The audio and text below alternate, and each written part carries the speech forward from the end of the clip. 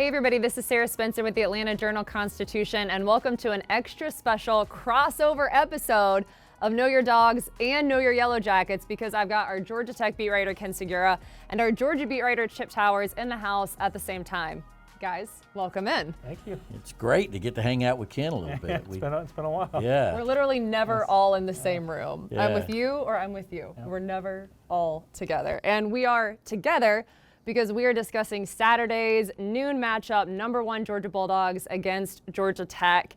Georgia Tech is coming off a 21-17 win against a UNC team that was number 13 at the time, and Georgia Tech's fighting for bowl eligibility. So honestly, I think that gives this matchup a lot more maybe intrigue than earlier. Ken, I want to get your initial thoughts, and I also want to hear kind of you break down Georgia Tech's quarterback situation, because for Georgia fans who are watching, they might not know what's going on. Well, sure. Well, first of all, as far as the kind of intrigue element of it, I think for sure, yeah, they have a little more to play for, getting you in a bowl game, potentially if you get to 6-6.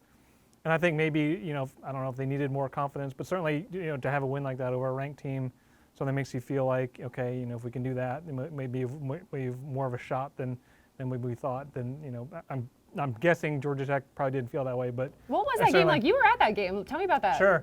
It was, it certainly wasn't what I thought it would happen. I figured it would happen. I don't think it was what anyone thought would happen. I mean, they were 20-point underdogs. They got down, what was it, 17-0? Yeah, they're not 17-0 in the second quarter, and I think it happened kind of the way it exactly had to happen. The defense really rose up. They got a really important turnover from Lamiles Brooks, a safety, got an interception.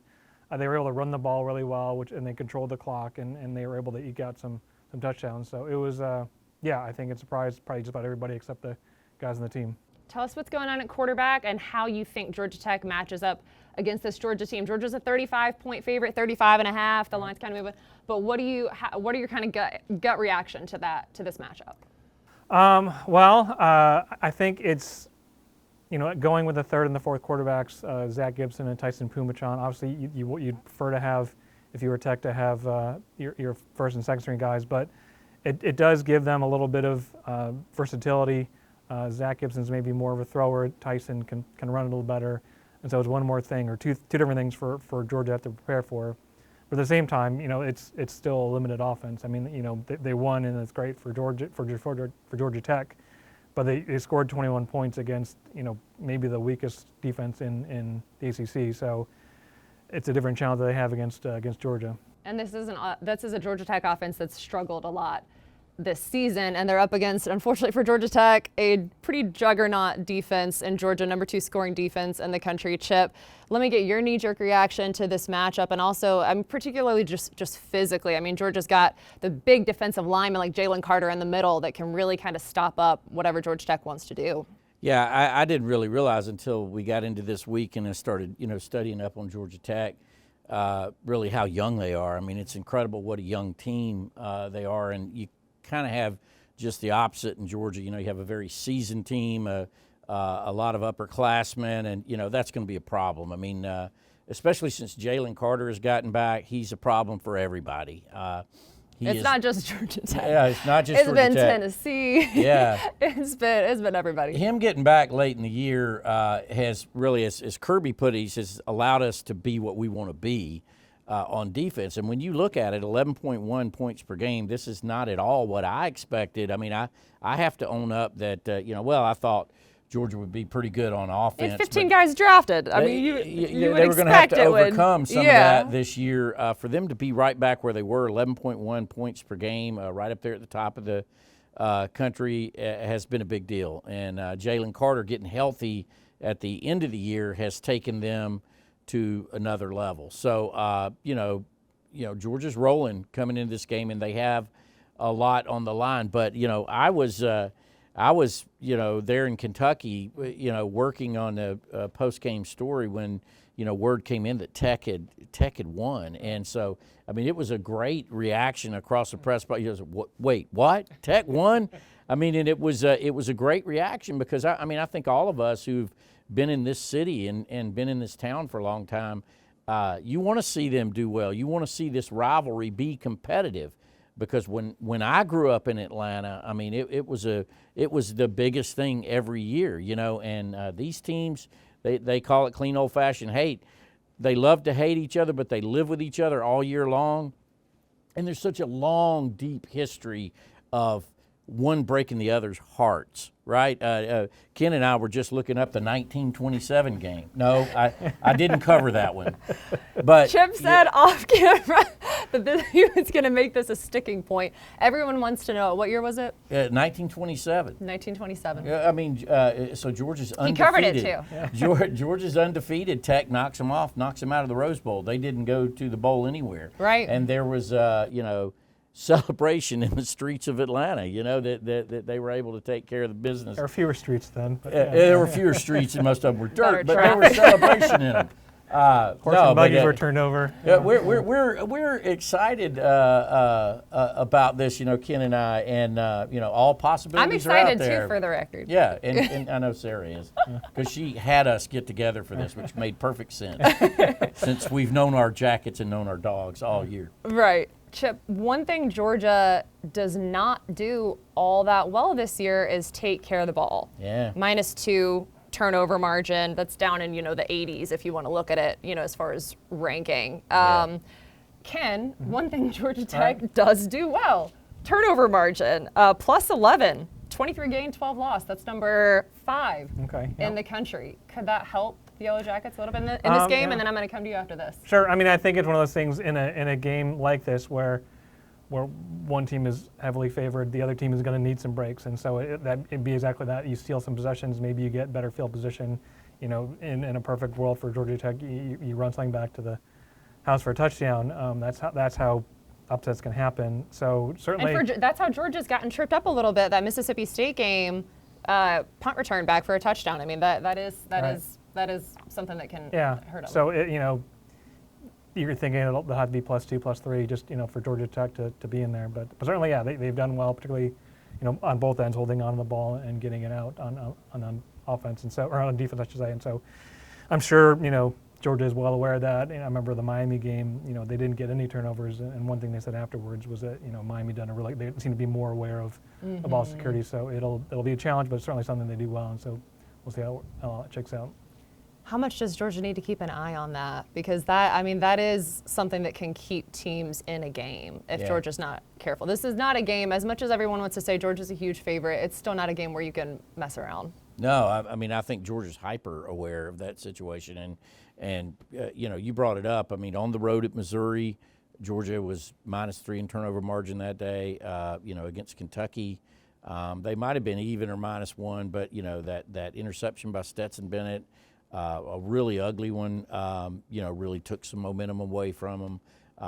And then, of course, we saw at Mississippi State just sort of mismanagement. So the point being, we're not going to kid around here and say that, that this is an even matchup on paper or anything. It's anything but the sort. But that's the thing. Football's crazy. We saw it all last Saturday. There were all kinds of upsets that happen everywhere. The football is oblong shaped. It bounced funny. When it's cold, crazy things have happened. And so, I think Georgia was a pretty heavy favorite maybe when Tech came in 2016, if I'm not mistaken. It's certainly not a 35-point favorite. I'm sure they were favored, yeah. But, so crazy things happen, and Georgia definitely needs to take care of the football in this game and really in every game going forward, because that has been their one bugaboo. Okay, I want to ask both of you guys, because both of you guys have been on your respective beats for a while, and I'm brand new to the college football beat this year. Give me your craziest memory from your years covering this game, Georgia Tech. Ken, I'll start with you. Certainly, covering Tech, I think you remember the games that they won, and they, I think for Tech fans, they're all kind of memorable, but the 14 game, that was Justin Thomas, and they came into Sanford and hadn't won, I think, since 2008 in the series. And they won in overtime. They kind of pulled it, like they needed a Harrison Buckner field goal. I think it was 52, 53 yards to force overtime, and then they get they kick. They got a touchdown, and the field goal got blocked, and so they were thinking, Tech fans are thinking, they're going to score a touchdown and get a field goal and win, but then. DJ White gets an interception the second half of the overtime and pull it out. And so that's just the kick and the pick they call it, and it certainly lives. It like lives the way that season ended. It lives very dearly in the memory of a lot of Georgia Tech fans. I love that one, Chip. Well, I'd be interested to know what the Tech name is for this game, but for me, it's the Jasper Sanks fumble game that I remember. I think it was 1999. I mean, I remember a little bit about most of them, but Sanks stopped. They need to use it right now. And Young came out of that pile with the football. You could see him in a bit of a tug of war, but I think they put it down. They put it down. That one's unforgettable for so many reasons because, Georgia's just doing a death march down the field, and they just need to punch it in to win. Actually could have settled for a field goal, and I think, and won it or tied it. I can't remember those circumstances. But what I do remember is Jasper Sanks fumbling the ball. Was it a fumble? Later I actually was able to get from the SEC office, who had SEC officials because they were on ACC field, that it was not a fumble, that they looked at the tape later and his knee hadn't been down. And the thing about it, that was 1999. Poor Jim Donnan didn't get many breaks in this series or in a lot of games.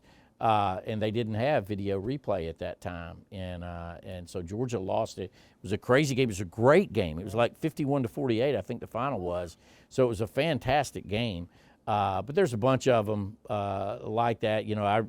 Tech coming over there and winning, and Kirby Smart's first year, that was just kind of like a perfect storm of things that had to happen for Tech to pull off the upset at Sanford Stadium. So it's happened many times, and that's what both of these teams are thinking about coming into this. Georgia coach Kirby Smart did mention Monday that obviously this rivalry was a little bit more evenly matched in the Paul Johnson era, just with what that triple option offense could do. But Ken, still, I mean, Georgia still has to watch out. You can't underestimate anybody. It's just not wise. What does Georgia Tech have to do to either have a chance in this game or pull off an upset? I think it's one of the, we talked about turnovers. That's definitely one of the things that has to happen, I would think.